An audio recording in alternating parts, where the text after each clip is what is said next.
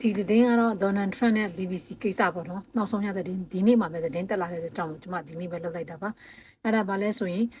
UK ပါလီမန်ယဉ်ကျေးမှုနဲ့မီဒီယာတွေမှာသူတို့အားကစားကော်မတီရှေ့မှာအကုန်လုံးပေါ့နော်သူတို့ရဲ့ UK ပါလီမန်မှာBBC chairman BBC ဥက္ကဋ္ဌကြီးနဲ့အတူအမှုဆောင်ခုနအလုပ်ထွက်သွားတဲ့လူတွေအကုန်လုံးသူတို့တွေပါဝင်ဒီ Donald Trump စကားပြောခဲ့တဲ့ speech မှာပြောခဲ့တဲ့ဟာဖြစ်ညက်ကလုပ်ထားတဲ့လူကိစ္စမှာပါဝင်ခဲ့တဲ့လူတွေအကုန်လုံးကိုအမှုထုတ်ပြီးတော့မှ sorry ပါဝင်ခဲ့တဲ့လူအကုန်လုံးကိုရုံးထုတ်ပြီးတော့မှစစ်ဆေးပါမယ်ပြီးတော့ BBC ရဲ့ဥက္ကဋ္ဌတွေနဲ့အကြီးတန်းအမှုဆောင်ရရှိတွေကလည်းသူတို့ဝန်ခံတောင်းပန်တယ်ပေါ့နော်သူတို့လုပ်ခဲ့ပါတယ်ဆိုပြီးတောင်းပန်ပြီးတော့မှရော်ကြီး1 billion ဟုတ်တယ်နော်တန်းတစ်ထောင်ပြောတယ်လေ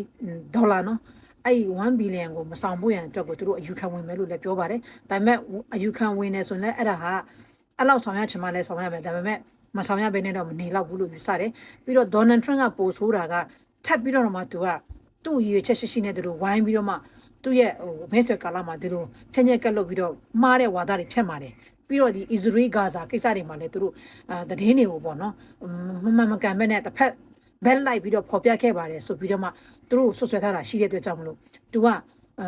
5 billion တော့တိုးလိုက်တယ်1တန်းတစ်ထောင်ကနေအခုတန်း9000ပေါ့နော်အဲ့လိုတိုးလိုက်တယ်ဆိုတဲ့ဟာကိုပြောပြထားပါတယ်အဲကြောင့်မလို့ UK ပါလီမန်မှာသူတို့ရုံးထုတ်စစ်ဆေးပါမယ်အယူခံဝင်မယ်လို့လည်းပြောပါတယ်ဒါပေမဲ့ဘ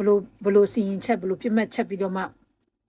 ဘလောက်ပြစ်ဒဏ်ချပြီးတော့ဘလောက်ရော်ရမလဲဆိုတာမရော်ရဘဲနဲ့တော့လုံးဝမနေဘူးလို့ယူဆတယ်အဲ့ဒီကိစ္စကလည်း